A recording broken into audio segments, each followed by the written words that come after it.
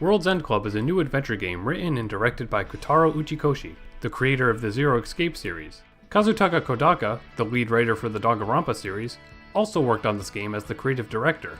This is the second game release from their new studio, Tokyo Games, and the first one they've made as a collaboration. Their other game, Death Come True, only had Kodaka working on it. I'm a huge fan of Zero Escape and Danganronpa, so I was really anticipating this game, and I'm sure many other fans were too. Although part of me feels that many fans aren't even aware of this game, or even the fact that the Tokyo Games studio exists. Trust me, if you're a fan of their previous works, you should seek out this game without any prior knowledge of what it is. World's End Club is very subversive in the same way that some of the Danganronpa games are, but to a new degree almost. In order to talk about this game in detail, I need to spoil the twist that occurs within the first, maybe 30 minutes of the game. So if you want a completely fresh experience, check out the game first. World's End Club is exclusive to Apple Arcade for now. You can get a free trial of the service and play the game within a month.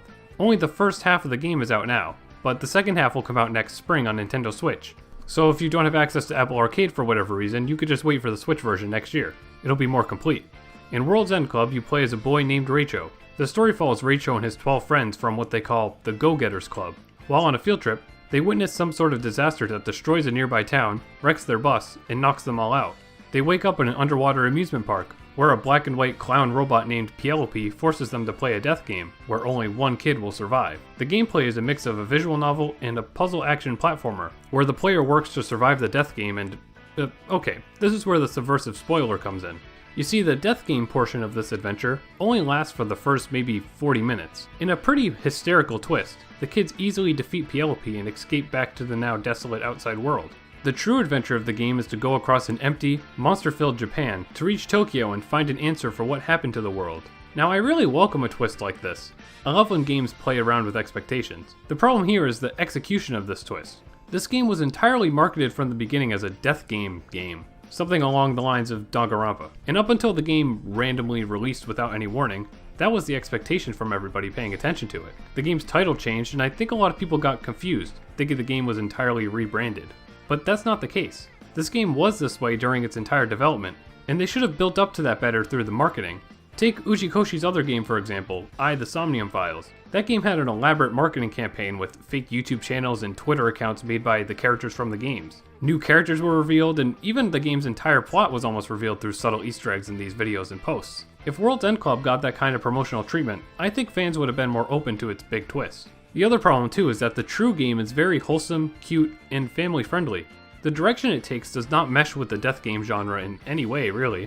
It almost comes off a little mean-spirited. It's like it's parodying these death game games that we love so much. Like, the death game part only happens because they expected people would only want to play this game if they thought it was a death game. And I don't think that's true at all. That twist probably just shouldn't even exist. Ultimately, the death game plays such a kind of random and small, out-of-place role in the plot that I think the game would have been totally fine without it. But that aside, let's talk about the actual game. Like I said, it's a side-scrolling puzzle platformer visual novel mix. Admittedly, it is way more of a visual novel than a platformer. The actual gameplay levels are usually very simple. I found the only thing that made the early levels difficult was the controls. I played with the touchscreen controls, and it was just kinda awkward. Aiming jumps was especially unintuitive. Moving around just felt sort of unpolished, and I even got soft-locked at one point from jumping in a bad spot.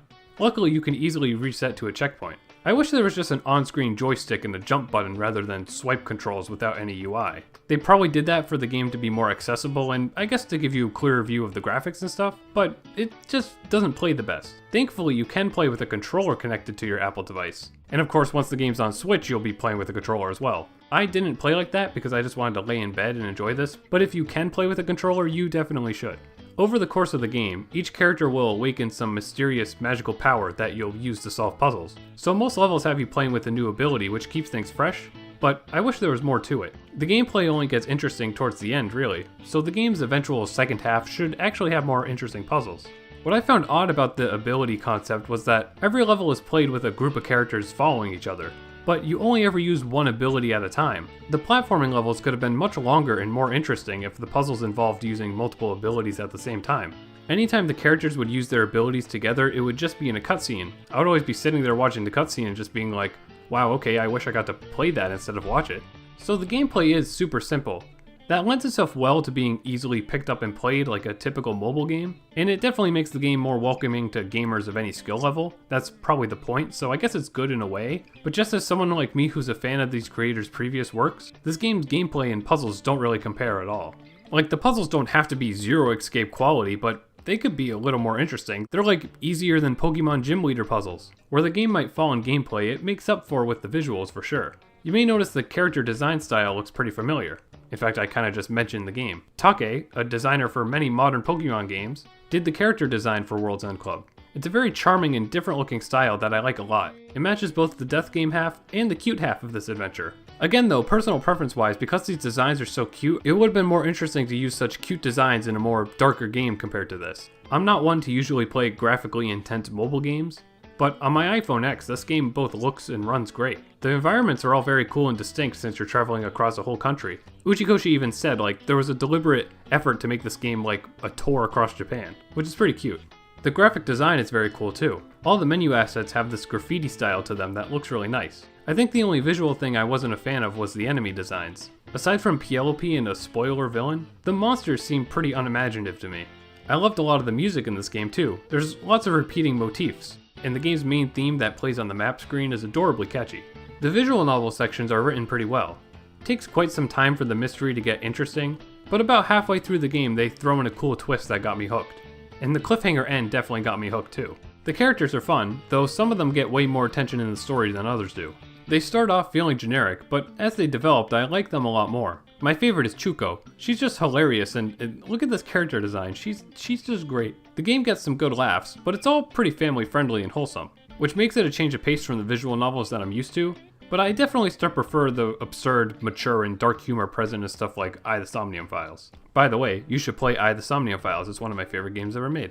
The player character Reicho is a silent protagonist, which is pretty lame, but knowing Uchikoshi I had this feeling the whole time that there'd be a story reason for why he's silent, and there is. Still though, I wish they had like dialogue trees during the visual novel bits to give Reicho more character, and just make the segments more engaging too.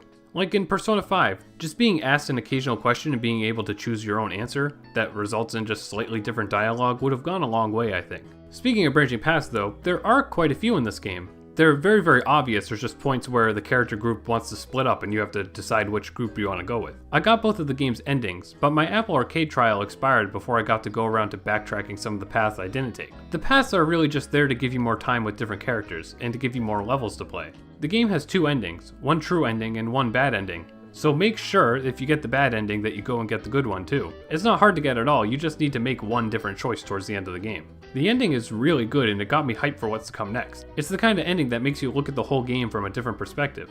Overall, World's End Club is enjoyable, but it doesn't quite match up to what these artists are known for to me. They took a deliberate new direction, which I greatly appreciate seeing, but personally it just doesn't appeal that much to me and I assume other fans of their work as well. It's just too different and we weren't really told that it was going to be this different. The story takes a while to get going, and the base gameplay is way too simple to be engaging. But the art direction is charming and unique, the characters are fun, and when the mystery ramps up, it gets very interesting. I'm excited to see what the game's second half will be like. Once again, World's End Club Part 1 is available now on Apple Arcade worldwide. In spring 2021, Part 2 of the game will be released, and Parts 1 and 2 will be on the Nintendo Switch by then. When this game launched in September, there was some confusion, so hopefully I cleared things up for you if you were interested in this game but didn't really know what was going on or how to get it. It's just weird because for those who don't know, originally this game was going to be for PC. Development updates completely stopped early this year, then randomly in September the first half of the game came out and was exclusive to Apple devices all of a sudden. If I had to guess, I think the game's development studio, Izagani Games, is more familiar with mobile development, and Apple probably gave them some good cash to make this exclusive to Apple Arcade. They just should have been more transparent about this to not confuse so many fans, but I think everything makes more sense now. So if anything about World's End Club interests you, I encourage you to check it out. If you're already a fan of Kodaka or Uchikoshi's works, this is very different from what they typically do, so I'm interested to know what you'll think of this game. Please check it out if you're interested, or you can wait until the full game releases next spring. Also, Tokyo Games is currently producing an anime called Akudama Drive, which is a more typical, mature series from Kodaka. I'm watching through the show now, so if you want to know my thoughts, stay tuned to my channel. It's really good so far.